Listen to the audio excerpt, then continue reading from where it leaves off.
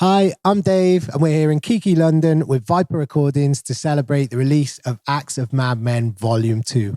We're here with the label boss Futurebound and a variety of very special guests from the label to talk about drum and bass, Acts of Madmen Volume 2, and everything else. Stay tuned.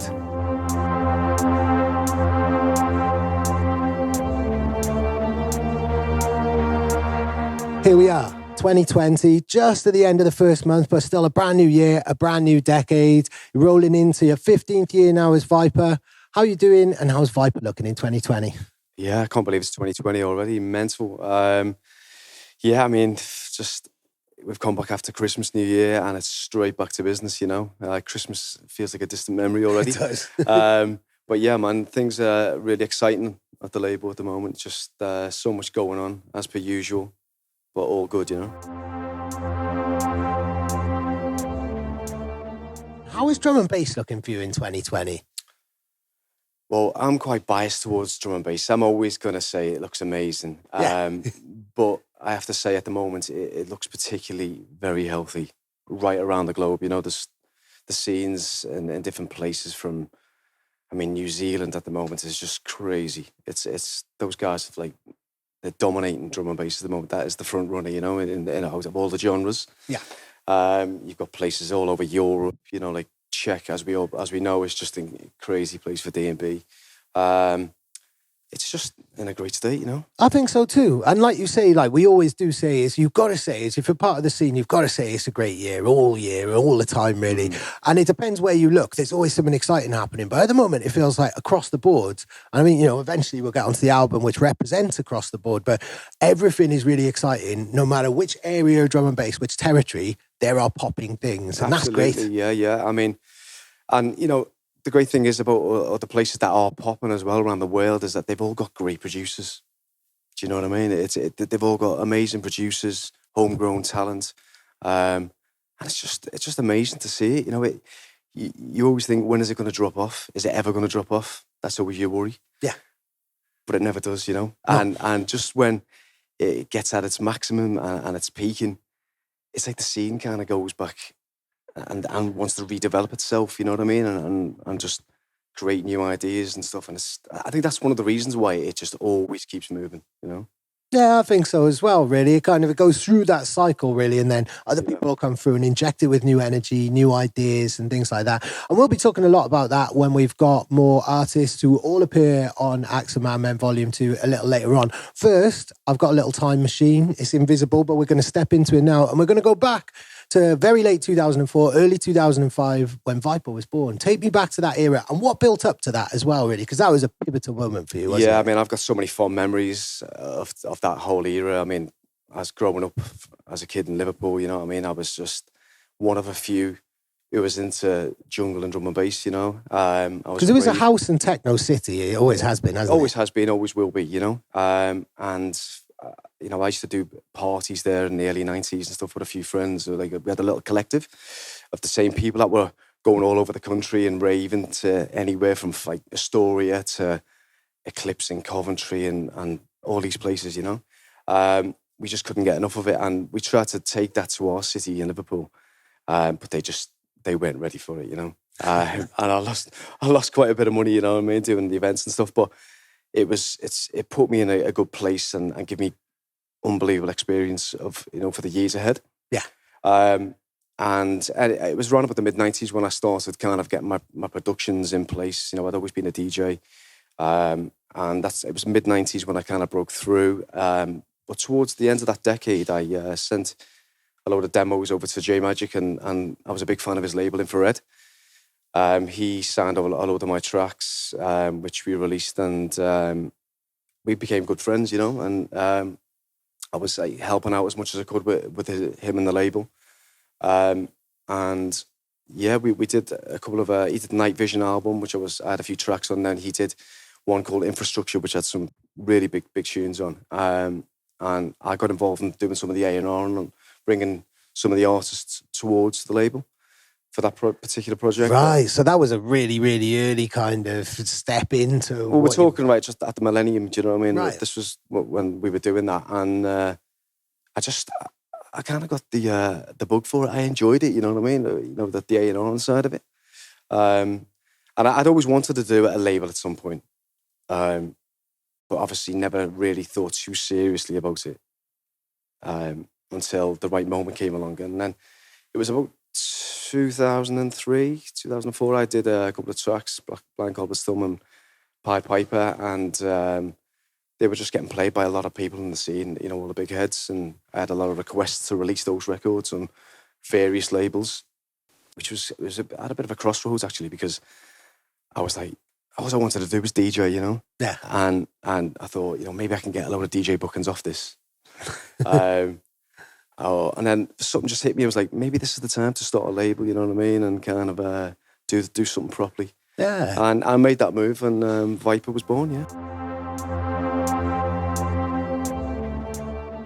Did you always have Viper in your mind as a brand and the name, or was that kind of, you know, what led to you? Because when you make these decisions to set up a brand, you don't realize that it's going to carry on for years and years and years. So was it quite a random decision to call it Viper, or was there, I'd never asked you in all the interviews we've done, never asked you about the history or why you picked Viper. It's called Viper, yeah. I mean, I'm actually scared of snakes, so I don't know why I called it Viper. But they say face your fears, so that's what I did. Yeah, go on. And I always remember Johnny Depp's club, the Viper, the Lounge, in LA, and I thought, that's a really cool name. I looked at some of the labels in the scene, like Virus, Valve. I thought, yeah, that's a good omen. Stick with the V's. Yeah, stick with the V's. So, yeah, Viper, that was what I went for, yeah. Brilliant. And it was really important then for J Magic to be on that, those first releases as well, wasn't it? He did the second release on the label, yeah, and I was so happy that him and Wickerman delivered that release. I absolutely love that release, Flesh Wound.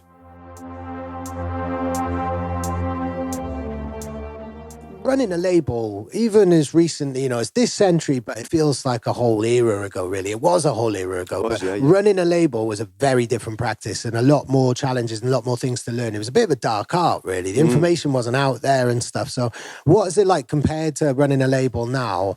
What was it like to kind of set it up and things like that? Completely different. Because, I mean, if you go back to like the early 2000s and towards the end of that decade, the priority format was vinyl, you know? And obviously CDs if you're doing like an album or whatever as well. But yeah, I mean, you'd have to have your pre-planning was a lot longer because vinyl took a lot longer to kind of get into production to meet the deadlines of the release. And I know it's still around today and CDs and stuff, but I think everyone's not so kind of, because it's not the priority format. Yeah. People release it a little bit after the main release. I mean, right now, 99% of the punters consume your music by streaming, you know, so that rules the game right now. So, I mean, right now you could start a label, you could get your distribution in place, and within a week or two, you've got the tracks in the stores. That's mad. Which is mental, isn't it? You know, yeah. Vinyl releases kind of set the pace in a way, really, and gave artists, you know, you had to wait, you had to be patient, really, didn't you? And that's why stuff was on dub for so long as well. I think people in general were more patient. Do you know what I mean? It's like there wasn't as much content per week coming out. And that's probably why more tracks became anthems from that era, do you know what I mean? Because people had time.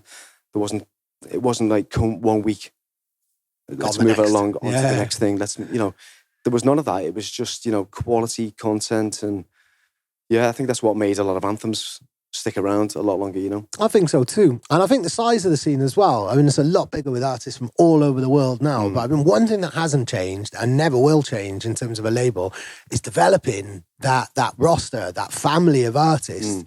And it really is, when you look at particular labels like Viper, it really is a family. You know, you could see that when everybody was coming in earlier on and greeting each other, you know, it's a real kind of connection. Yeah. And that all stems around decisions that you have to make as the label boss, really. And I guess that, how has that changed over the years? And that's, you know, or is it, you know, the developing that kind of core group of artists? Yeah, I mean, when I started the label, initially I was like releasing my own stuff. Obviously J Magic did a single and Baron did a remix and stuff like that. But the plan was there. I mean, I couldn't plan what I was going to do in 15 years ahead, but I was planning the next 5 years. I want to get it established. I want to get the right artists in place that represent what I want drum and bass to sound like, you know. And we released people like Sigma. You might know those guys. I think they're going to be big one day. Yeah, keep your eyes out for them. So yeah, we've done a single from them, Brooks Brothers, as I said, and it was around about 2007, 2008 that a guy called Shock One. I was going to say. Carl, yeah, he was from Perth, Australia, and he sent me some demos over. And I just thought with a bit of focus on the music, getting it up to the levels, a bit of focus on him as an artist, he could really go places, this guy, you know what I mean? And, you know, he definitely did that. Yeah. You know? And I've said this to a lot of label people in interviews. It's got to be the most fulfilling feeling, really, when you've watched somebody from demo level to playing huge shows and becoming an international name like Shock One became pretty quickly, really, over that time and remained so. That must be a really good feeling for the label. That's the whole point of doing labels, really, isn't it? You know what I mean? I mean, forget the money, forget all the attention. What we're doing this for is to keep the fire burning inside, you know what I mean? That little kid inside you, why you got into this music, and to see artists go from A, B to C, and you know, it's fantastic, man. Do you know what I mean? Yeah. I mean, not every artist breaks through. It's just a fact, you know. It's got to be a two-way thing. They've got to put the music can be as good as possible, but they've got to put the input in. There's got to be consistency, and yeah, he was just one of many of the early artists. I mean, not long after him, we had Metra came along. He sent me some demos. I was like, amazing. This guy is another. He's the next one as well, you know. Then Camo and Crooked came. God, there was so many. My DC Breaks. And like you already said, Brooks Brothers and Sigma as well, like household names now, all had early releases on Viper. I think that's an incredible. No one knew who they were at the time, you know. Yeah. But it wasn't about that for me. It was about what's the music. First and foremost, is the music doing something? And I could see it straight away that all these guys had something really special, and were thinking on the same lines as me with how they wanted drum and bass to sound like, you know, that epic, sort of powerful, hairs on the back of your neck sort of sound, you know what I mean? Yeah. And yeah, I mean, it was around about then, it was just things were starting to move in the right direction. And that was all in the first 5 years, really, wasn't it? And then Axe and Madmen Volume 1 came along. Of course, it was just Axe and Madmen. You didn't know if there'd be a Volume 2 or if you'd be sitting here in 10 years later then having this conversation. But Axe and Madmen came along, and it was to celebrate 5 years of the label. And I guess from that moment then you really knew that you had a proper brand on your hand, a business on your hand here, and things went up various levels, didn't they? Yeah. I mean, it was 2009 was like, it was a big moment for the label. And not just in terms of like what we did with Axe and Madmen, it was like we started operating on a different scale. You know, I'd never used a radio plugger before.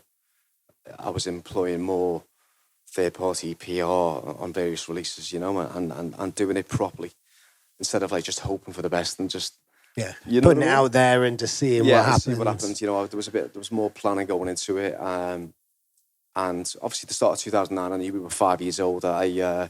I thought we have to do something special here, you know what I mean?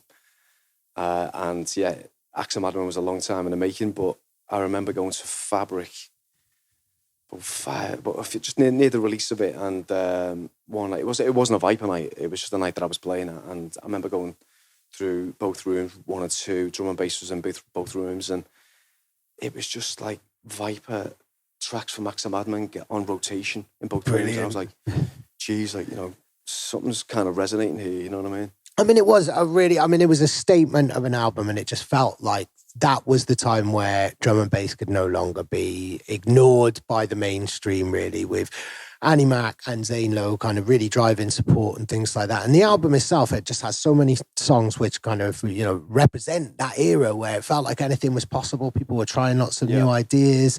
Obviously, the album starts with Nero's Do You Wanna, which is just like really kind of significant at that time. And that was a statement of intent, starting the album with that track and having like Ed Rush and Optical and stuff on the Sigma remix. And just, that was a proper passion project for you, really, wasn't it? Oh, man, it really was, you know. As I say, I knew I had to make it special. And I always wanted to make all releases special, but I just knew this I wanted to make a moment within the genre, you know what I mean? And you're so right what you're saying about like Annie Mac and Zane Lowe. Because me and Matrix had actually noticed it a couple of years previous on our Universal Truth album. we had like Zane Lowe, Annie Mac, and Pete Tong just playing all the tracks from that, and they were supporting people like J Magic and TC, Pendulum.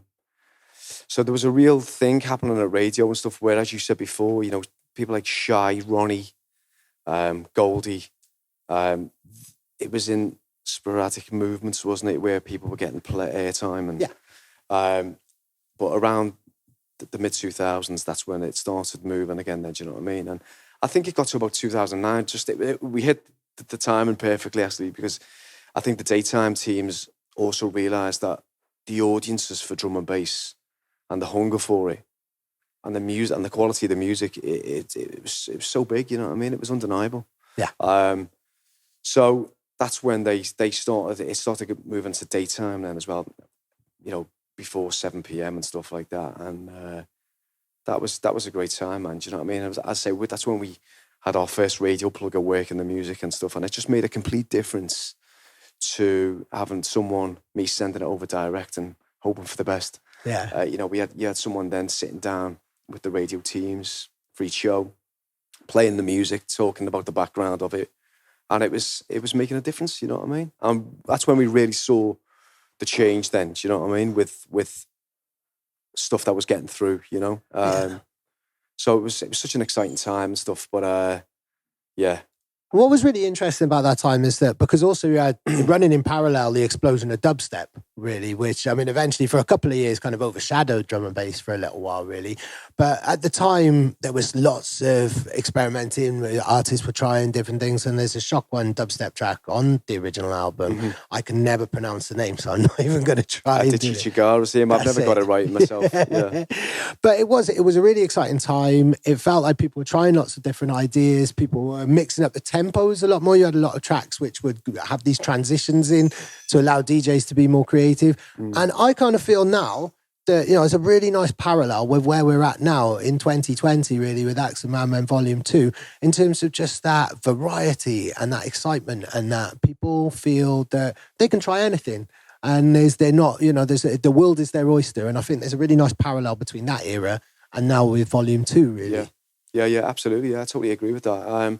I mean, with Viper as well, I mean, because I'm such a big music lover myself, I mean, drum and bass is my first passion, but I love house music. I love anything that's got a vibe and just catches my ear. You know, we've released house, dubstep, grime, whatever, you know, and not just because it's in fashion, just because it's certain things have caught my ear, you know. So I'm always open to releasing other music, you know, other genres. Yeah. How about, I mean, when you look back over releases where you can look at it and think, yeah, that was just a pure, you know, because you're in a position as a label owner where you can just release whatever you like. Are there particular songs which you knew might not pop, but it didn't matter because it's just something that you really believed in and, you know, still holds that memory for you now? Are there any particular releases over the years? I actually remember a guy called Seven Lines from America.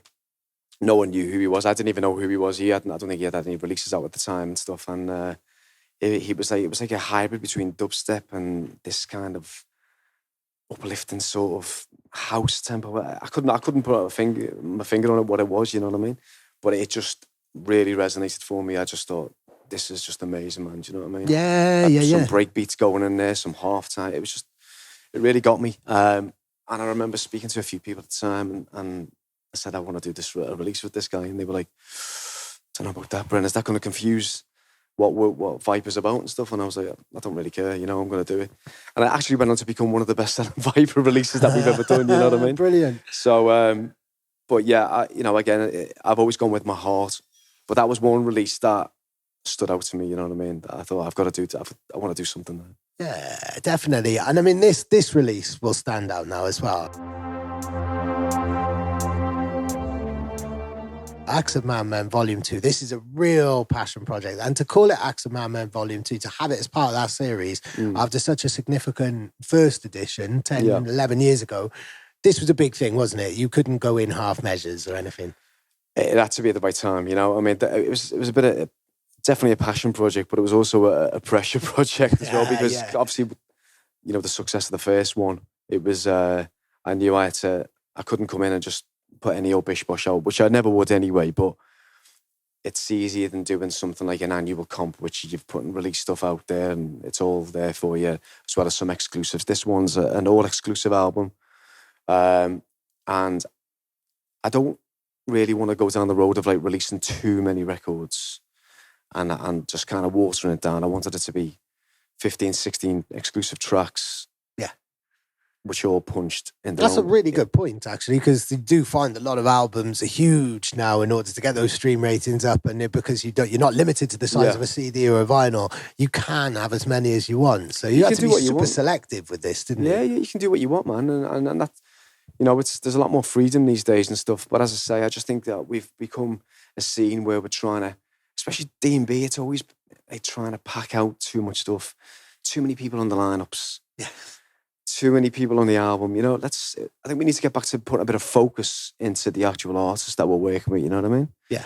And that this project here, that does that, Go on. What was the first track? Was there a first track that came in from all of your guys and you thought, right? Because were you just going through the kind of, stuff that people were sending you and going, yeah, that's perfect for the album? Or did you put out a request and give your artist a particular brief for this? Yeah, I knew that 10 years was coming up. From the first one. It was 10 years on. We're going to be 15 years in the game. And I thought, let's do it again. Let's go again. No matter where I go in the world, people say to me, that was the album that got me into drum and bass. Thank you so much. And so it's always been on my mind to do it again, just at the right moment. So I had it in my head. And I put the words out there that we were going to do it to certain people whose music I really liked. And people, obviously, the ones who knew the first album were sort of totally game for doing it. And I think we got the right batch of music for it, yeah. Yeah, I definitely think you got the right batch of music from it. What initially struck me about it is the fact that it covers every single area. There's not one area of drum and bass that isn't nodded to or celebrated on the album. And then the second thing is the range of talent as well. You've got guys like Madface and Anix on there. Mm-hmm. You've got Shock One. You've got some real old label friends, but you've got some brand new talent on there as well. And I guess that was probably quite an important part of curating such a project, is having that balance. Yeah, absolutely, man. It's all good having the established names and stuff like that and going for the ones who put bums on seats and stuff. But you know what? This label was started for new artists and to give them proper focus on their releases, proper campaigns, and let's try and make as much of a splash as we can for the artists that we work with, you know what I mean? It was never going to happen without having brand new acts on here that no one's heard of, One guy that we've got, Aymen Valentino, it's his first record. It's his debut. That's brilliant. And the track itself, it's a vocal track. It's blew me away, Brilliant. So, in terms of kind of how long did it take then when you actually started to put out the feeders? It was about 10 years. So we're talking about kind of 18 months work in progress there, really, maybe? I'd say, 12 to 18 months, from the initial planning of it and that I was going to do it and putting the words out there for music. So, it's been a long one. Let's talk about your A&R abilities there, or the craft of A&R, because that was something that you got the bug for, like we were talking about. And has A&R changed now since you launched the label? And how do you go about A&R and finding these new artists? I wouldn't say anything's changed in the way I go about it. I still have a sound in my head about what I love about D&B. You know what I mean, and how I want to represent D&B to the scene. Nothing's changed in that side of things. But in terms of getting in touch with artists, sometimes it can be various things. People sending it to me hearing a clip of somewhere or hearing someone playing something and investigating a bit more. I think it's it's about giving the right feedback to artists, you know what I mean? And sometimes you can only do that by testing things out at a club, you know what I mean? And seeing how it drops.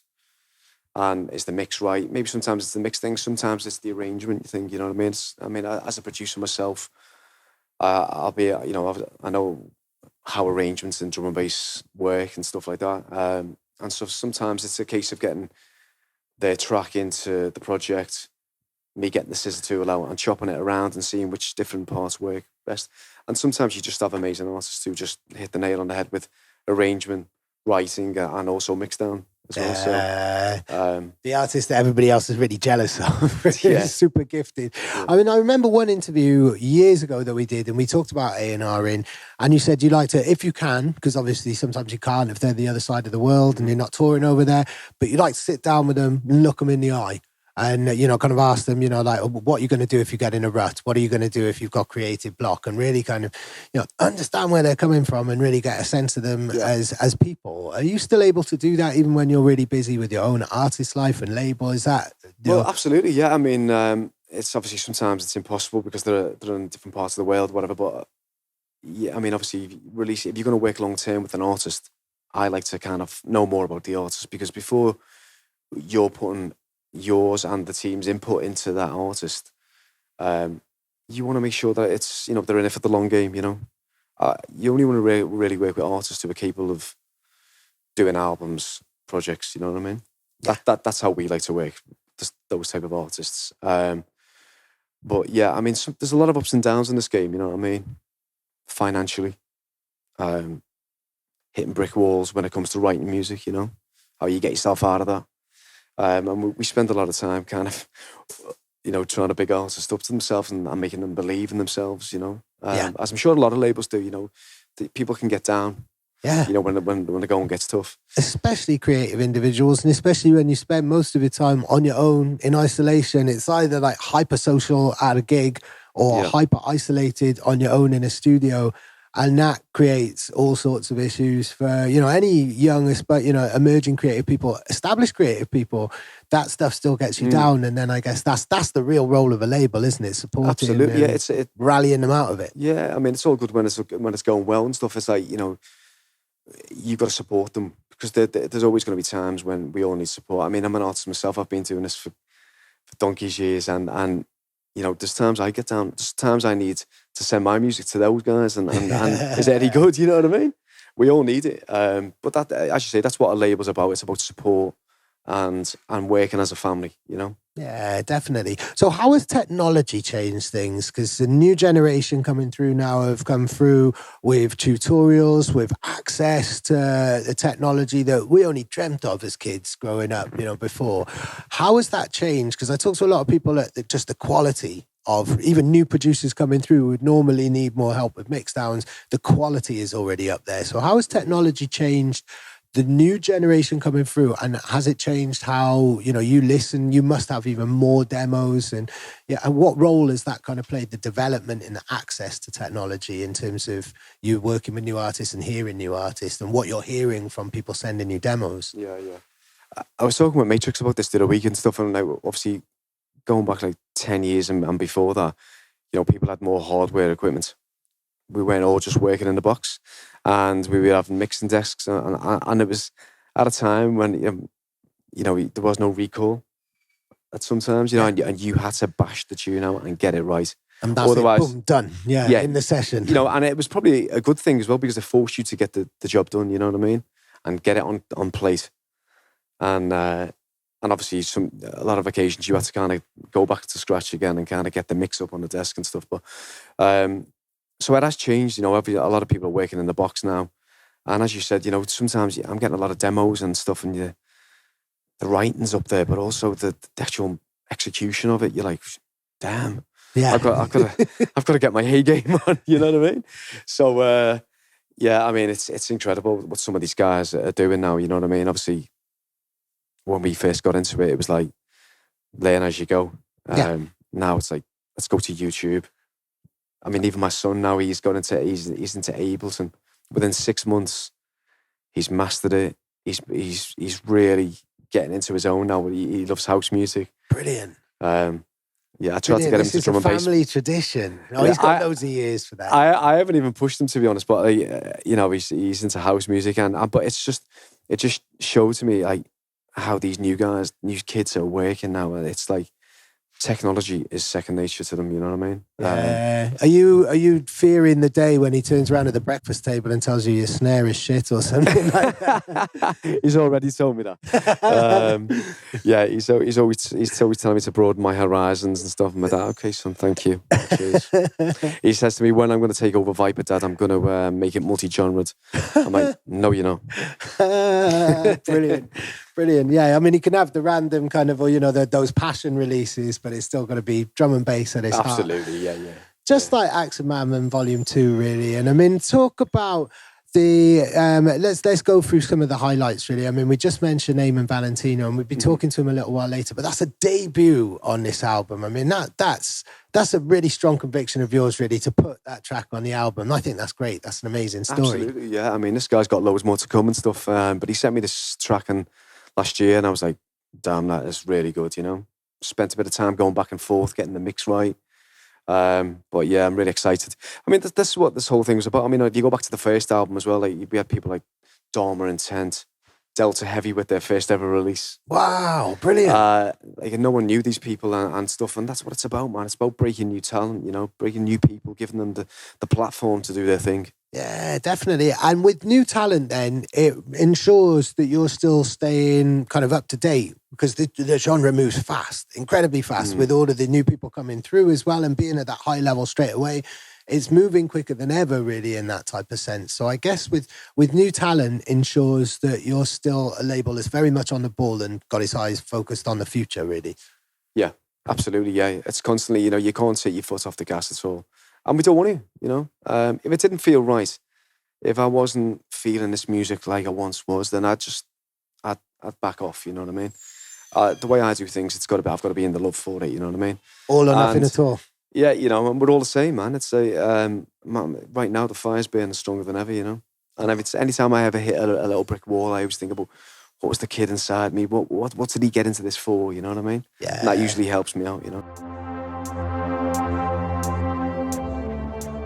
Do you think young Futurebound, if he was able to steal my time machine and have a little look at what we're up to now and what you're up to now, would he be impressed? Would he be proud of what he's achieved? I think he'd be pinching himself, to be honest. This kid who was like chasing around the whole of the UK just to hear Fab and Groove and Mickey Finn Top Buzz and just rave the night away, you know what I mean, in any way possible. To go on to what we've done and see the things that I've done. Yeah, it's crazy, and it's still going on, you know what I mean? It's still an eye-opener. I'm still learning new things, So, I mean, I've always wondered about the concept and the actual name, Acts of Madmen, really. And I think you've kind of got to be a bit mad to take production to the level that you have and that all of your artists have on the label. And anybody who's making it in drum and bass, it's such a painstaking. It's why I do the interviews and don't make music myself. I know how hard it is. You kind of got to be a little bit mad or have that kind of inclination to take it to that level, haven't you? Is that where the title came from, or is there another story? It's a couple of reasons why the title is Acts of Madmen, actually. Actually, one of the first records that I actually really fell in love with in the rave scene was called Acts of Madmen. Right. On a Belgian label. Is that because there's the guy from Technotronic was called Acts of Madmen as well? I found out. Maybe it's the same thing. Yeah, right. I didn't know that, but they did a tune called The Bells. Yeah, and I used to love that tune, man, back in the day. Brilliant. So this is a homage right back to that young Futurebound again. Yeah, that's before Futurebound. You know what I mean? Before drum and bass and jungle. This is I'm talking about, like house rave. It wasn't any category then. It was just one thing. So that was my first reason for calling it that. And also, I've also noticed that there's a lot of crazy dictators coming around every 10 years who are kind of like upsetting people around the world, That seems very relevant right now. Exactly, yeah. And so it's fitting, and it was like 10 years ago, it was fitting then as well. So, but my one is that music always saves the day. It does. So...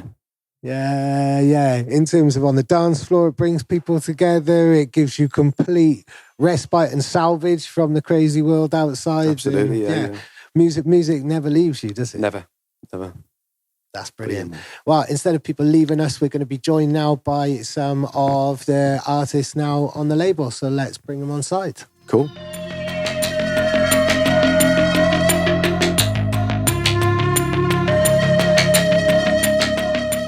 Hey, I'm Futurebound, and welcome to the Viper Recordings Axe of Madmen Volume 2 album launch here at KEAKIE in London.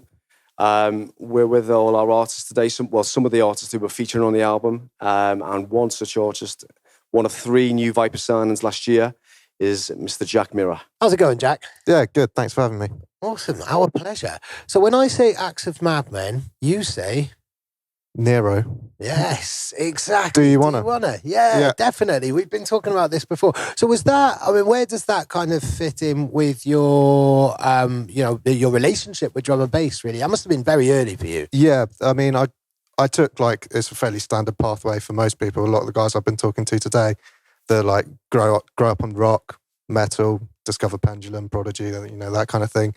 And then I sort of started to become aware of this more electronic sound, and it was a really old drum and bass arena set. I think it was Nero's drum and bass arena set, really old, and they opened with Do You Wanna, and then I think they mixed it into the Crackdown remix. I just remember that very distinctly, and it had quite a lasting impression on my tastes in drum and bass, and that I would pursue that kind of high energy, melodic but powerful sound.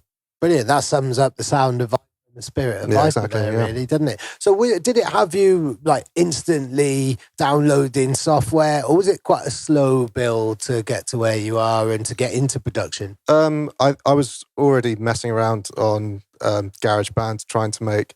I was essentially like a failed metal guitarist. No one wanted to join a band with me, so I started like trying to do it myself, being a one-man band, and then started to realise it's a lot easier to do dance music on a DAW than plugging in through a really crappy sound card and trying to record your own guitars. Sort of started making a bit of trance. That was horrible. And then, eventually got into drum and bass, and haven't looked back. Excellent. So Viper really was like a kind of bucket list label for you in a way then? Yeah, when because I had an alias before this, and I was sort of doing more liquidy kind of stuff. But I really wanted to sort of push myself and try and go for the more harder dance floor stuff, and Viper was the label that I was aiming for. I remember that early release of Axe of Madmen, the old Shock 1 tunes like Polygon, that was also on that compilation, just hugely influential. So it was a massive thing to join the label. Brilliant. And I remember the previous alias, although I can't remember the name. I'm really sorry, but that's not important. What is important is that when you decided to start the Jack Mirror project, you went totally back to, you hibernated, didn't you? And relearned your craft to take it up to the level that it would be suitable for the label, really, wasn't it? Yeah, pretty much. I mean, I was working like a full-time job, and I didn't have that much time for music. And like the little time that I did have, I was producing stuff, but my standard wasn't good enough. So I was just like, right, if I'm going to do this, I need to take some time off. I moved back in with my parents. They took me in, fortunately, and let me kind of crack at it for a bit until I sort of refined my craft and got to a point where I think that I kind of could fit in with the label. I think that's a great example and a great lesson for any aspiring artist who's watching this and wants to sign to Viper or any label, really, is that dedication. And that's something that you've all got in common in this room. Whatever creative industry is, having that dedication. And this is a long game, isn't it? Yeah, and I'm very fortunate to have been able to do that as well. And I understand that it's not that easy for people to kind of jack in a full-time job because they've got stuff to pay for. But it does take a lot of work, and just feed some time into it and you'll get there. Yeah. Like the album, it doesn't come overnight. These things take a lot of love and a lot of craft and a lot of attention to detail. Yeah. So when did you find out, with Axe of Madmen, the original album being such an influence on you, when did you find out then that you'd be on the second volume, and how did you feel? I was really excited because I just got a random email from Bren out of the blue, basically saying, introducing me to Ben B Motion, because my tracks collab with him. And I've actually wanted to work with him for years, actually. I've been a big fan of his stuff. He said, boys, how about a collab for the compilation? And I was sort of like, well, I hope Ben says like he's all right with it. But yeah, he was down, and it came together really quickly. So I was really excited to be part of like the next one. And with another thing with a lot of compilations, they can be quite regular. So they could maybe not feel as special. But with this, because it had been so long since the original, I was like, right, they're going to be putting something pretty special together. Yeah, definitely. When was the first time you actually heard other people's tracks as well? Because I guess you're working on your own now with Ben. When was the first time you saw the wider picture? Quite recently, really. It's been sort of people have been sort of like quietly working on their tracks. Jono, he's got a VIP on there, and I've seen clips of the VIP floating around, and I've sort of been probing like, what's the deal with that VIP? And then I was like, oh, it's going to be on that compilation. And I was like, yeah, that's it. Excellent. I mean, I've been chatting to Brendan about the role that a label plays in terms of nurturing and encouraging and supporting new artists. Can you think of one particular thing that you've really learned, or words of wisdom or piece of advice that Brendan has given you? It's mostly just giving you that lift when you kind of think you're crap. I mean, I still have, I was talking to the guys about this earlier, like massive imposter syndrome. Like you release your last tune. I mean, yeah, I'm finishing up my next single at the moment, and I'm like really panicked. It's not as good as the one before. And even then, I'm thinking about this one. How do I write the next one? So it's just mostly just like keeping you moving, which you don't necessarily get when you're not part of a label. Yeah, definitely. Have you learned anything yourself as well? How do you keep yourself moving? Now that I'm part of this sort of collective of artists, you do reference their work quite a lot, and it's sort of a quiet, friendly competition between you to keep yourself on your A game, basically. Brilliant. And which artist, maybe not one who's in the room, but which artist on label are you the most fearful of in terms of A and B referencing, where you just think, oh, I'm never going to stand up to their record? The new boy Millbrook. I absolutely love his tunes. I mean, it's completely different to what I make, and so I don't really reference it in terms of production or mix downs or style, but I just think that guy's so original, and he's got some heaters in the works. Amazing. Speaking of heaters, now I mean, obviously Jack Mirror was one of the artists that you signed to the label. What was it about Hamish's productions that really stood out to you? Everything that I started the label for, as we were talking about before, the whole cinematic, powerful sound of D&B, he had that in his music, and just the fact that, it was cut it on the dance floor as well. It had all the main ingredients that I wanted. So, yeah, I mean, after kind of listening to a load of the different tracks that he was presenting to us, I thought, yeah, there's something definitely going on here, because I'd heard his music a few years before, and we spoke then, and you could really tell that he'd gone away and studied and learned the craft more, you know what I mean? And kind of, he came back and just blew me away. So it was a no-brainer, really. Microphone. Let's see how it goes. Excellent. So I mean, I've spoken to Futurebound about when he's looking at artists for the label and what qualities they have. A big thing is, being able to rise to the challenge of being an album artist. Really, I mean, have you got plans? Is that way too early to say? What when I say album, you say? Not yet, really. No. I know it's. I would absolutely love to do an album project one day, but at the moment, I'm just really happy kind of keeping a steady flow of releases. Apart from everything, you've got to keep so much momentum up these days. So it's going to be a while. I'm like a new name, new to the game, so I need to keep my momentum going. If I decided now to disappear for 18 months, 2 years to go write an album, it's just it would fall on deaf ears a little bit, maybe. So yeah, it would be a massive risk to take in your career. One day. Excellent, cool. I mean, what else can we look forward to then in 2020, or what else are you able to tell us? Because I know a lot of people can't say these things. Yeah, I've got finishing up my new single at the moment. It's a little bit behind. We had a few complications, but really looking forward to dropping that one. The schedule's looking amazing, quite scary. They're working me hard this year. Got a couple of collabs in the works, but yeah. Awesome. Thank you very much. Thanks so much. Cheers.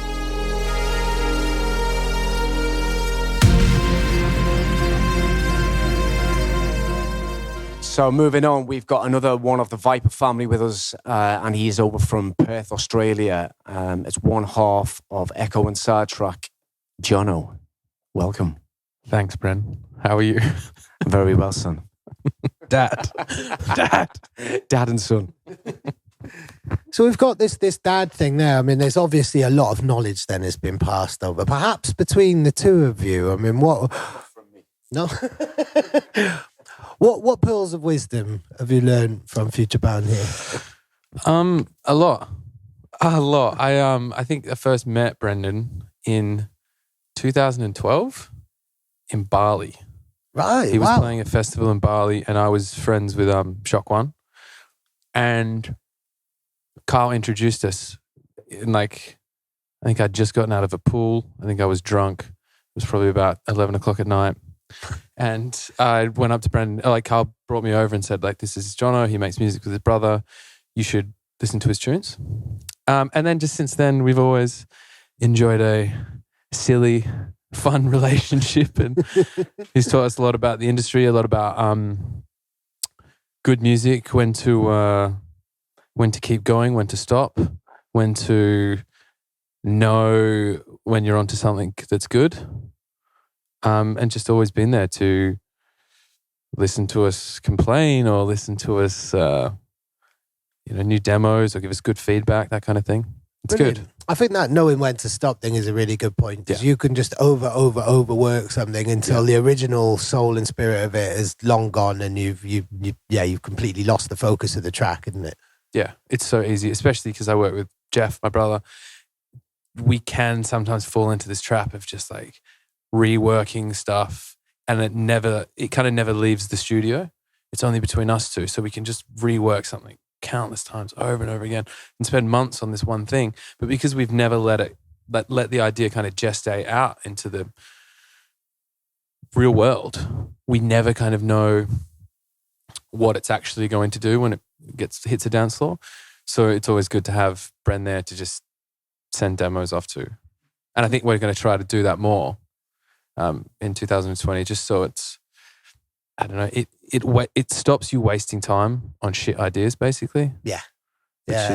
I've heard that a lot, really. If you send over something at a demo stage, you haven't put too much, you haven't invested so much time in it that it's past the point of being reworked, really. When it's at a demo, then what Bren will be able to hear is the potential and say, right, focus on that or rearrange that, really. So it's a more efficient way of working, I guess. And if at the end of the day, if Bren doesn't feel it, then it's probably not going to be released and it's probably not going to be good. It's so easy just to keep an idea in your head or just in the circle and be like, this is the biggest tune I've ever written. This is amazing. And then you show it to other people and they're like, it's not that good. You can get so stuck in your own head when it comes to creativity. So it's important to have people. I mean, we're trying to do this more, sharing it with other Viper guys, or just get other ears on it, just so you can gauge responses and see where you are and understand things. I think, what John was saying is spot on there. I think, there's so much pressure to get the mix downs right these days as well, and in a way it kind of makes us not want to give our music out until it's at a certain level, But with these guys now, I mean, they've been over in Perth, Australia, and I don't know what's in the water over there. It's just something pendulum, Shock One, and vets that they just keep producing them, And the guys, for the first few years were really, I knew they had it, I knew that there was something definitely going on here, but the releases were coming out and there was gaps in between it. I can actually say, back end of last year, the guys really turned the corner and found their sound and their level as well. And now, I mean, just moving forward now, it's the flow of music that's coming is brilliant. Brilliant. I mean, I think Let the Light In really was one of those pivotal moments, really, wasn't it? What's a pivotal moment for you, really, where you felt you both kind of turned a corner and really stepped up, or a penny dropped for you, really? I think, probably Let the Light In. Let the Light In's probably been our biggest tune apart from Synchronize. But hearing Pendulum play that, or seeing video and getting sent that was, pretty awesome. Yeah. And I think that was when we were like, okay, we've written a kind of good tune here. Like, it's not really the same, but my housemate, he doesn't really love dancehall drum bass. He produces a kind of more deeper stuff. But I showed him the newest version of Let the Light In, and he was like, oh yeah, there's like dance floor stuff. Cool. But then he was humming it 6 hours later, and he was like, Hey. you guys really made like a little earworm here. And I was like, that's good. That's what we kind of wanted to do. So to be able to achieve that with the song has been cool. Being booked for international shows and playing bigger shows and having people act around me how I act around Brendan. Like, you know, that oh, you're like an artist. Well, can I take a photo with you or something like that? That was, I mean, it's always a strange thing, but that was, especially in the last 2 years, has been like whoa, we're doing it. Like, we are successful and we're doing well. Yeah. I mean, I've always admired the two of you because I have a brother myself and have made music with him and have a very closeness. And I think that must be just a really nice feeling to just music with your brother because you communicate with each other on a completely different angle, don't you? Yeah. The level between brothers. Yeah. You can be a lot more ruthless with each other as well in terms of feedback, but that's probably really helpful. Yeah, I think so. It means we kind of waste less time on bad ideas. And it also means that we can kind of achieve things in a shorter amount of time because, you know, it clicks straight away. And usually when it comes to ideas or when it comes to silly videos for socials or how even to respond to an email, like the business side of stuff, usually the right idea is the thing that we both come to straight away. And we just kind of look at each other and go, and then you're done. Yeah. You know, like you come up with it and it's easy. There's sometimes when we have vastly different opinions.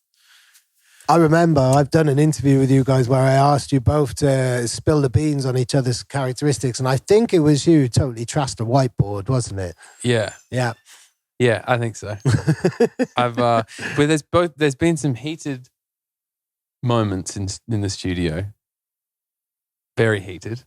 But I think that kind of adds, you know, we're both passionate people. Yeah. And you know, when you hear about like the original rock bands and they'd fall out and have huge fights in the studio and stuff, you need that fire. Yeah. And I think I honestly, if we weren't brothers, we probably would have stopped making music together 6 years ago when the first major argument happened. Because if you have a friend and you speak to them in the way sometimes Jeff and I speak to each other, you'd be like, I'm never hanging out with you again. Like, screw you. I don't want to make music with you. But like these moments are great because when it shows how passionate we both are and you get mad and you throw stuff around or you call each other names, and then because you're brothers and tied together, you have to come back and be like, okay, yeah, I only think that because of this, and you kind of work it out and you write better music because of it. And it's also, you know, it's nice for the other person because if Jeff goes crazy at me about a song, I know that he really cares about it. And sometimes that kind of energy gets you through when you're having a bit of a crap day in the studio, or like when you're not really feeling it, or you're kind of somewhat directionless with how you're feeling it on that day. Like knowing that there's another person there that cares as much and will always be there for you to support or to help or to call you a dickhead. That's beautiful. I got little goosebumps from that. So you mentioned 6 years ago when you had your first proper big blowout. Yep. And that was 6 years ago, 2014. I think that was when your first release on the label was. Yes. It would have been Contention, I believe. Was that on a Summer Slammers? Yes, Summer Slammers. That's what it was. I knew it was a compilation. I think we'd been sending tunes to Bren for like a year and a half or maybe 2 years, but they weren't up to scratch. They just weren't there. And Contention was probably the first thing that, he liked and that we were probably happy with as well, I think. Can you remember some of the early feedback then that Brendan was giving you before you were signed, when you were still on that road and he still had a bit to go? Probably not. Drums louder. Drums louder. Be better. Mix is okay. But I think, I can't remember. That's probably it. It feels so long ago. Yeah. That's crazy. I haven't even thought about that tune Brilliant. ever. I mean, obviously, one half of you is noticeable by his absence, really, and that must have changed how you're writing now. With there are 6,000-7,000 miles between you at the moment, really.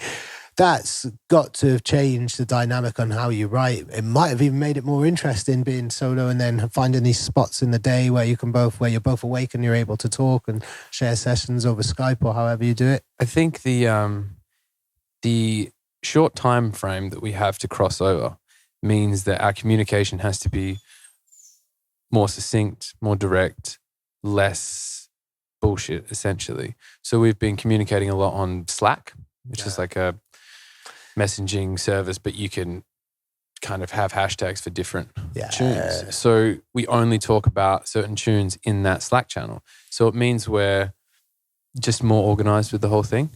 And also it kind of, it's not that Echo Sidetrack is a 24-hour business, but we have like 17-hour days, because if Jeff's in the studio, there's a crossover period and then I'm into the studio late at night. So we're kind of working around the clock rather than working together in the same studio. Brilliant. Yeah. And that's almost like every day is Christmas then, because you wake up, it's like, right, what have each other done? What can I find and now? It is exciting to wake up and be like, have 3 messages and I've got 3 different demos, and then you listen to them and some are good, some are bad. Some feedback from the demos you sent the night before is good, some it's bad, but it means that we're constantly moving.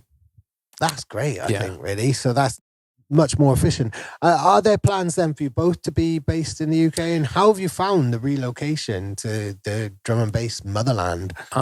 Ideally, we'd both like to live here, or at least in Europe. And there are plans to kind of figure out a way we can do that. But I've really enjoyed it. I feel very much at home in London. I think it helps that I've got so many friends here and I know so many people. I think it would be different if I didn't, because I'd be much more alone. But I also think just being around more creatives and people that are not only making drum and bass, but making films or music in other ways, or designers, or just like creatives in general. I just think that kind of energy, I soak that kind of stuff up. And every time we've come to London and gone home, we always think like, I need to be around more creative people. So I think that's helped me. And I think it's a better move for the career as well. We could do like European shows and it doesn't cost $3,000 to bring us out. Like, it makes more sense. And I think it's an exciting move. And now I'm here. We just got to figure out a way to slingshot Jeff over. Cool, or teleport or something like that. We'll figure I mean, something talking of exciting moves, what comes next? 2020. We've got obviously Let the Light In. And then, as Hamish said before, the schedule is very busy. So I think we've got a single in March. We've got a couple of remixes that I can't really talk about. We've got and a couple of collabs as well. Cool. Yeah, it's exciting. Excellent. And then I guess lots more kind of summer dates, because I remember we did an interview at BEC at Let It Roll to announce that you'd officially signed with Viper already. Yeah. So that'll be 2 years this summer, won't it? Yeah, 2 years in August. We just got announced for the Quicity Festival, which should be fun. Excellent. That's where we first met, actually. It is. It's such a good festival. I can't talk about that festival enough. I love that place. Brilliant. I mean, drum and bass festivals, I think that's been a level up when we were discussing the development of the genre, really having, the genre is so big now, it can necessitate like 5 or 6 or 7 drum and bass exclusive festivals. Yeah. And they all sell out. I mean, we're just in a really exciting place at the moment. It's crazy. And you see people go to each festival. I think the Quicity's at the end of July, or like the 17th and 18th. And then it's Rampage, then it's Let It Roll. Yeah, like Rampage, boom, boom, boom. Let It Roll, and then Hospitality at the Beach before, like a week before the Quicity. You've just got like, I don't know where people are getting their money from, to be honest, because they're just like, they seem to be at every festival and just spend 3 months listening to drum and bass in different countries. It's quite cool. Don't ask any questions. They're the fans. However they get there. Yeah, exactly.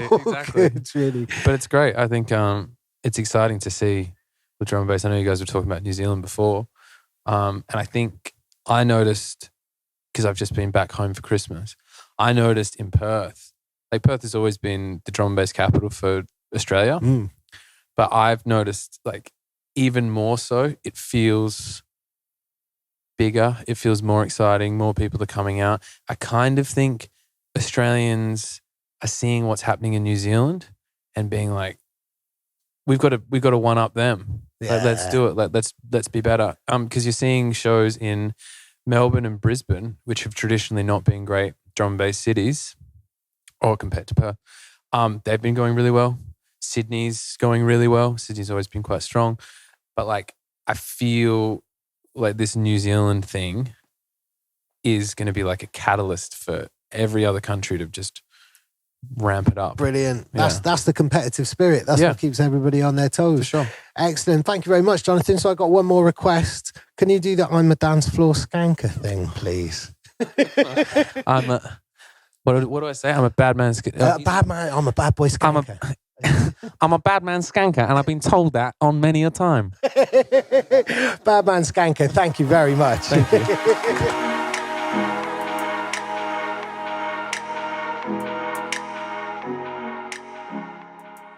So up next, we've got a guy who's making his Viper debut and his release debut. The main man in question is Mr. Aymen Valentino. Hello. Thank you very much for having me, guys. Thanks for being here. Oh, it's absolute pleasure. Absolute pleasure. Excellent. And it's an absolute pleasure to be telling this story. You know, anybody's debut is a great milestone, really, at the start of a creative career. But to have your debut on an album like this, surrounded by lots of great peers on Viper, that's a pretty strong statement to be making, Mr. Valentino.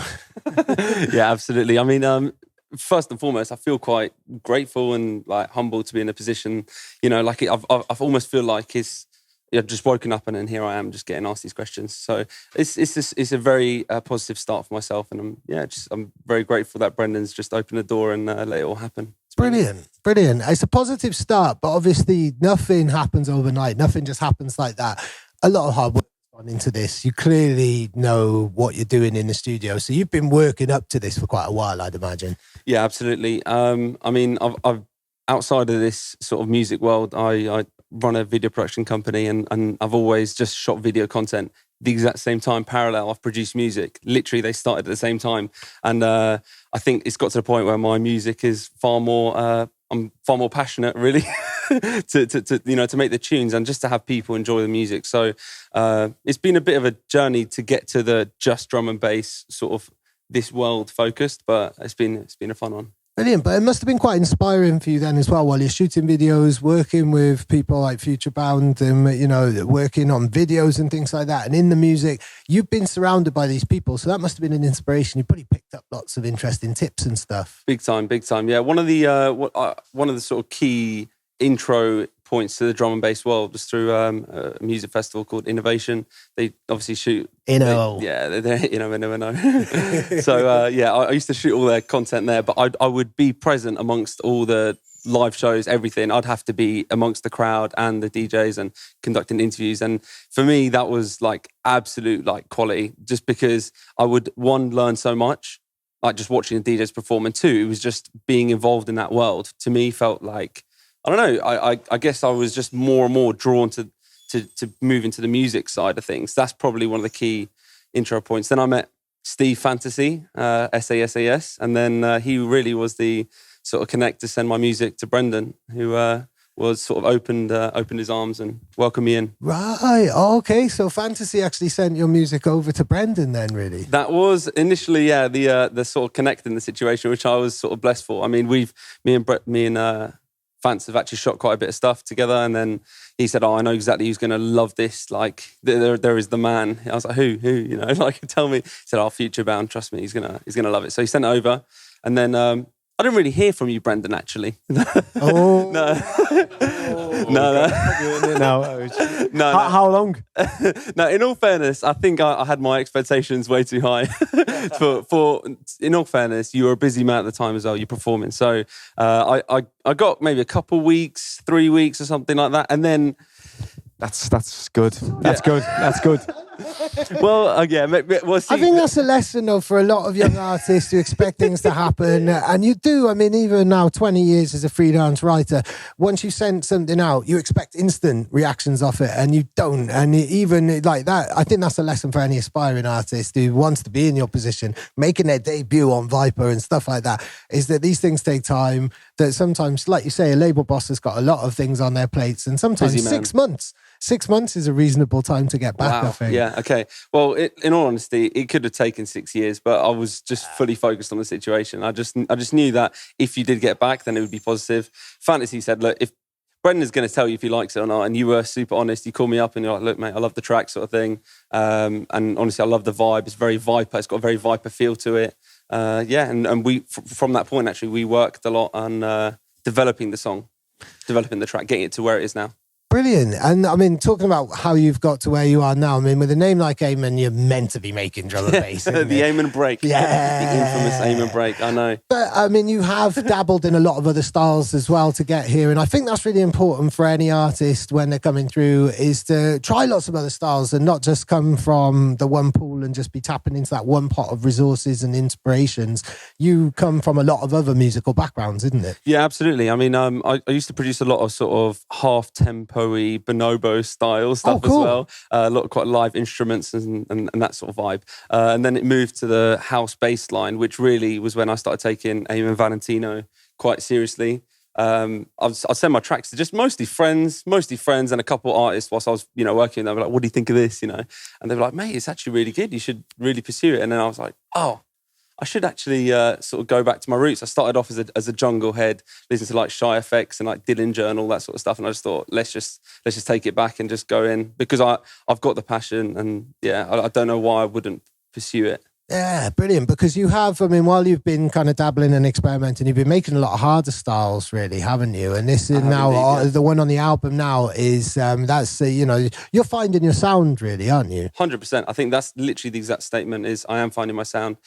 Brendan always, aka Futurebound, the head honcho, he's always just sort of reminding me that this is the time where I'm really, I have to just hone in and find the sound and just nail it at this point. It's so early that I'm not putting too much pressure on it. I'm just going with what feels right at the time. And like with a bit of guidance, I'm sure that we can get there. Yeah, well, going back to what we were talking about before, Dave, with like getting to know artists and kind of, are they in it for the long haul? I mean, Aymen was one of those guys who we spoke a number of times, and I could tell that, his background, he'd been into it for a while.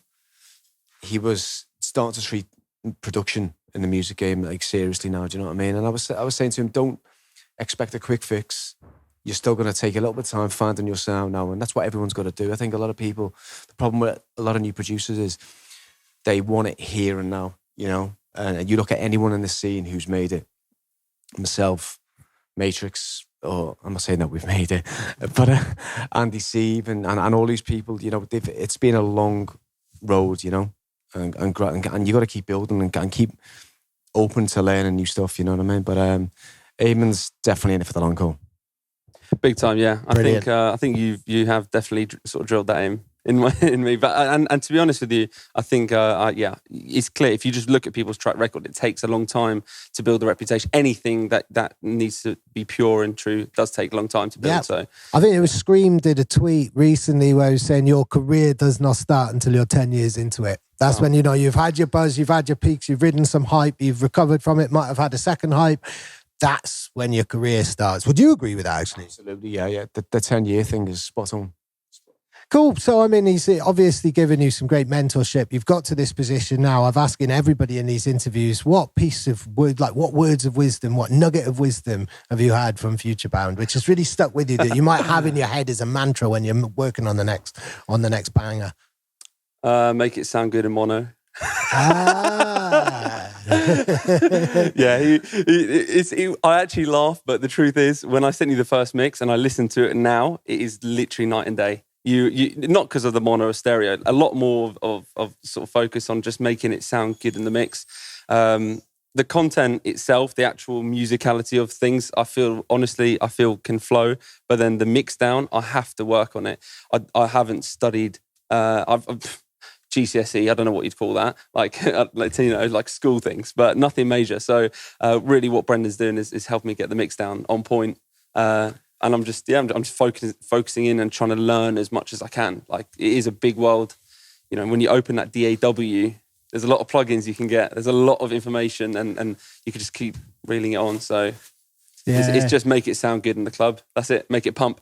I think, the whole mix down thing, really, I was speaking with Be Emotion about this the other day and stuff when we were talking about like mix downs. It really should be an A to B sort of thing, a bit more of an easier process, but it's not. It's kind of like, it's there's many areas that you have to get right, and you listen to tracks from 10 years ago and 10 years before that, and it's like where it's coming from now, and the level at where it's at, it's incredible. It really is. Yeah, 100%. I mean, even when I listen to your stuff as well, it sounds very real, thick, radio ready, world ready. Like, it's stuff that, I sort of want to head towards. And if I can get it sounding as close to that as possible, then I'm a happy man. Brilliant. Amen to that. Yeah. I was waiting. Brilliant. Awesome. What can people look forward to in 2020? Oh man, 2020, exciting times. So I've just finished the music video. We shot a lot of it in Spain, and we shot a lot of it in the UK as well. It's probably the most heart and soul I've put into music videos, so we're excited to put that out. I don't know on which platforms that may be, but definitely somewhere that people can watch. That's great. So you've made your own video for your own debut on Viper. I think, new artists now do have to be multi-skilled, really, in terms 100%. of kind of, the media skills and things like that. It's not just about being able to be a studio hermit. You've kind of got that in place already, really, haven't you? Yeah, no, definitely. I think that definitely speeds it up.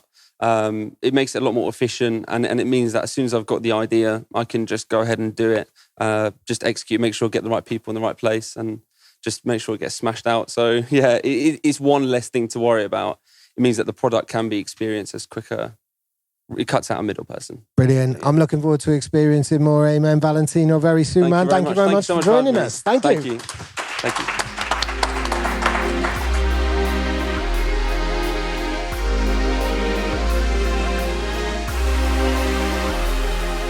Welcome to the Viper Recordings Acts of Madmen Volume 2 album launch here at KEAKIE in London. And we've got with us one half of Polygon, Elliot. He's with us today.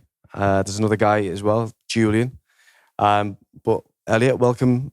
Great to be part of Acts of Madmen. Thank you so much for having me. Cool. So you've flown over from the Netherlands today. You're not looking that tired though or anything? Well, I am. You're hiding it really well. It's all right. It's all right. I had a good flight.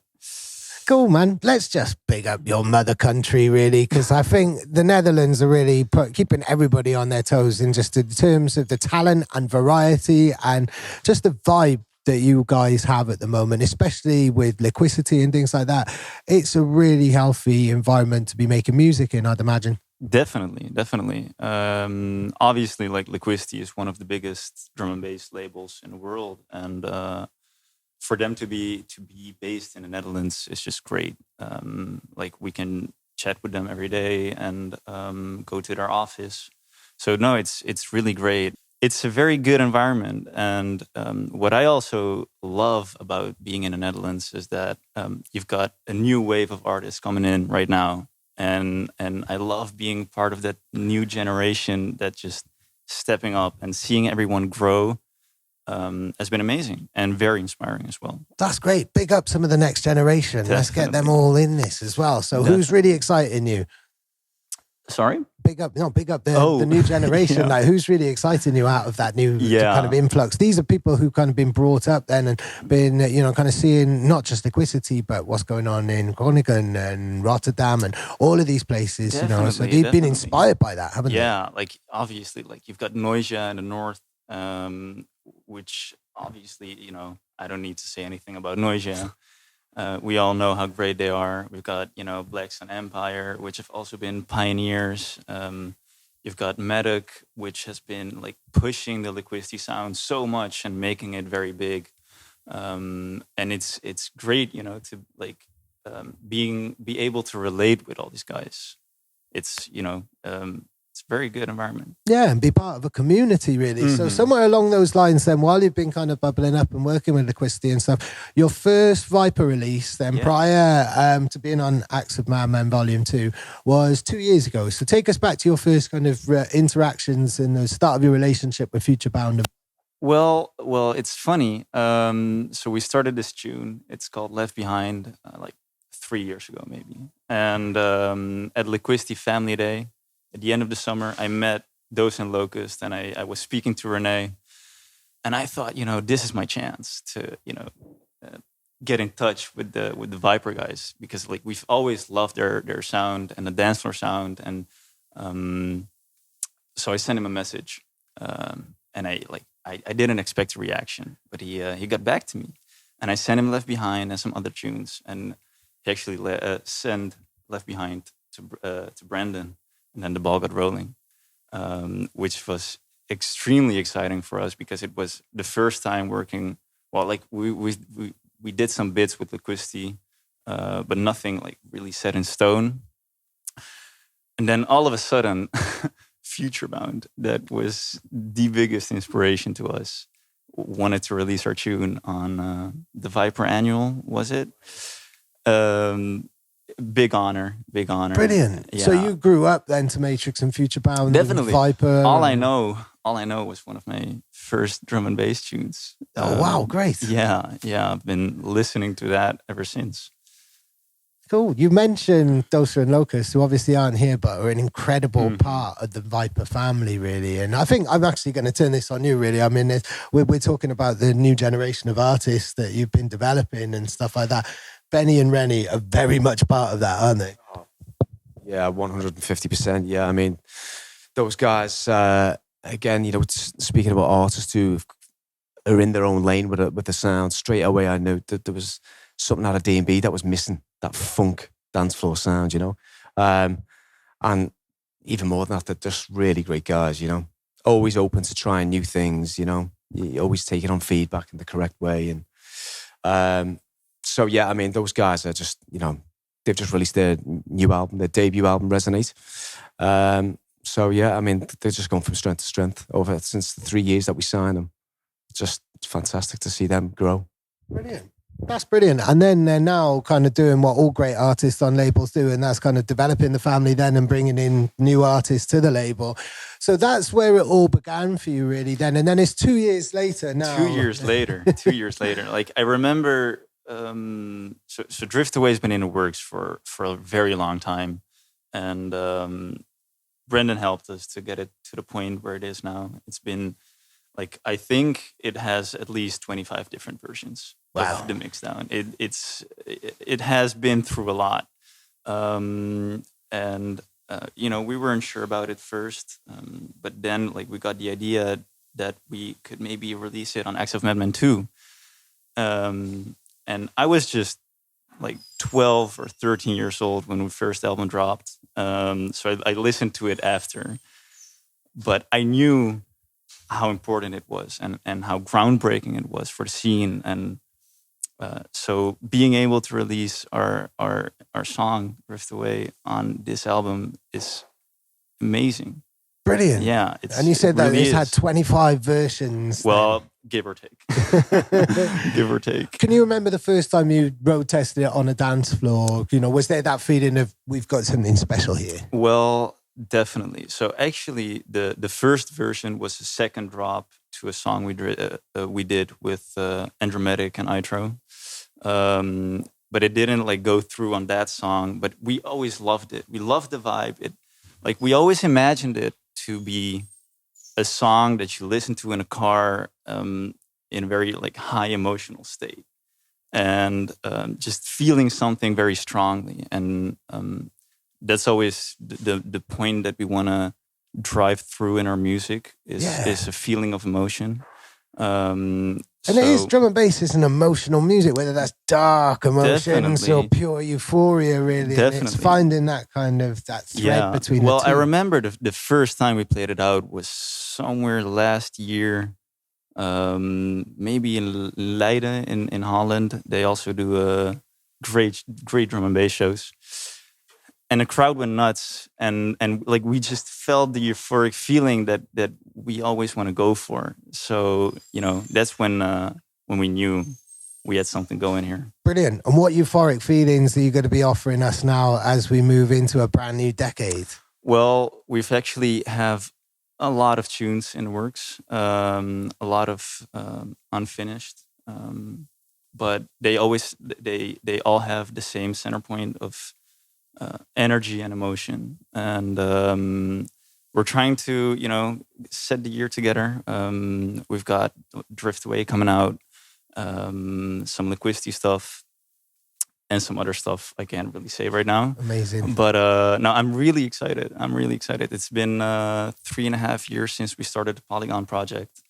Which really isn't that long at all, really, in the scheme of things. No, honestly. And like it flew by, actually. But this is like the first year where we actually have like a decent amount of gigs.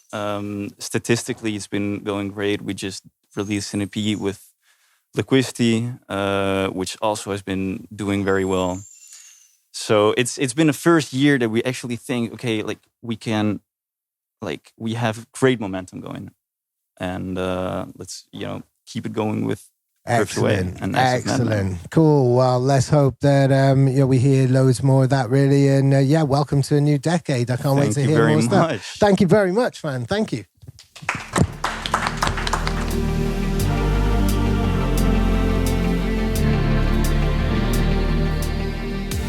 So moving on, we've got another guy from that amazing place for D&B in the Czech Republic. It's Madface. Hi, thank you for having me here. Our pleasure. How are you? How was your journey over here? Quite good. I was flying and sitting in the middle of two guys who had some stomach pain and need to bag. So it was a little funny. Oh, wow. So you come from Prague. Are you based in Prague? No, I came from Austria. Oh. It's 300 kilometers from Prague. Oh, right. Okay. I thought you said Austria then. I thought I got the wrong country. No, so the Czech Republic, Czechia, is a really, really exciting country for drum and bass at the moment. Yeah, I think so. I think that Suke, the boss of Let It Roll, did a lot of things for Czech drum bass scene. He do the biggest drum bass festival in the world, Let It Roll, yeah, and trying to help to young producer as me, for example. He was my manager 3 years ago and helped me with my studio, get my music, for example, to Viper Recordings, and got me touching with Brandon. Yeah, and I'm here. Excellent. Can you remember the first Madface song that you were sent? Yeah. It was actually 3 or 4 years ago, actually, when Suki and Christoph sent the music over. And straight away, I thought, this guy's got a powerful dance floor sound going on, do you know what I mean? And obviously since then, the production's gone up again, and it was about 2 years ago that we did the first one with you. Yeah, I think so. I think so. You were right. Yeah. So that was the start of the relationship, and I know Patrick's also released on various other labels in the scene as well. But we're definitely looking to do a lot more stuff with him and keep the relationship going, through this year and beyond, Brilliant. So can you take me back to your first gig at Let It Roll, your first DJ set? Was that at Let It Roll or was it in other places? My first DJ set, I don't know, maybe in my hometown, in the club called Chlív. There's a little small club, but my first gig at the Let It Roll was, I don't know, in 2014, and the Suke get me on the main stage. Wow. And that was my dream. Wow. What a big gig. Was that quite early in the day? Who was playing after you on that lineup? I was the first DJ on the stage. Oh, cool. That's an honor to open the stage. Yeah. That was a pleasure to me. Give me your favorite Let It Roll memories. your best gigs there, your best times at that festival? I think that was when I play at the main station. That was the favorite thing that you know what I mean. Well, you played there every year since. Yeah. You must have played all of the stages. I was playing at the main stage, and then on the second stage, I don't know how it's called, but The other stage, yeah. It was the Temple last year, wasn't it? Yeah. So playing those type of profile shows must have influenced how you work and your sounds in the studio. Would you say? Yeah. To be an artist, I like the work because you can be in the studio alone with the music and being creative, and then there are the weekends where you can play your music and test it out. Yeah, test it out and see the people how dance on it and the feedback. So I think that's the most important thing for a producer to see your records working on the dance floor. Exactly. Yeah. So tell me about then. Obviously, you're on Acts of Madmen too. Tell me about Never See Your Face Again. Yeah, I think that I did the track maybe 2 years ago. So 2 years. So this has been work in progress. These things take time, don't they? A track doesn't happen overnight, does it? It takes a long time. No, but the track was one from the few tracks which I did in a few days. I mean, that it took 2 weeks, and then I improved the drums and the basses and so on. But it took not too long as many of my tracks. Oh, so other tracks have taken a lot longer. Yeah. I'm working on a new track sometimes 2 months. I don't know. That's the thing about production, really. I mean, as Futurebound, has Bren given you any advice, any tips for production? I don't really think that he needs a lot of advice on his records. I mean, when people hear this record, he's another guy who's been zoning in on his production skills, and this record has not left my set for well over a year, It's so powerful, man. But yeah, every time he sends me something, it's one of those guys you're not having to go back and give him lots of feedback because it's all there. Sometimes it's arrangement things, and this one, it took a little bit longer because we were trying to get a vocal ready for it. But in the end, it just didn't seem to need it, And any DJ that plays it out, it's so explosive. Brilliant. So it sounds like he's actually taught you something, maybe. Have you learned anything from him? Yeah, absolutely. He's taught me how to, not to rest on my laurels. Brilliant. So what's coming up next? I don't know. This track. Yeah. And then I have a few finished track which I sent to you. So we need to talk about that then. I have a few parties in the Czech Republic. Example, later on tour in my hometown Ostrava. That's always a good party, so I'm really looking forward to it. Have you always been a fan of Viper? Yeah. I remember when I was starting to go at my first party, I don't know, in Opava, and I think that you and Madface and Futurebound were there, and you was always my inspiration in drum and bass, and I'm really glad that I could have some tracks on the Viper recordings. Brilliant. So he was at the first drum and bass party you went to. He was there playing. Exactly. Look at what you started. I didn't know that. That's all. That's great. How long ago was that? 10 years. 10 years. 12 years. Excellent. And that started you on this path. Yeah. Amazing.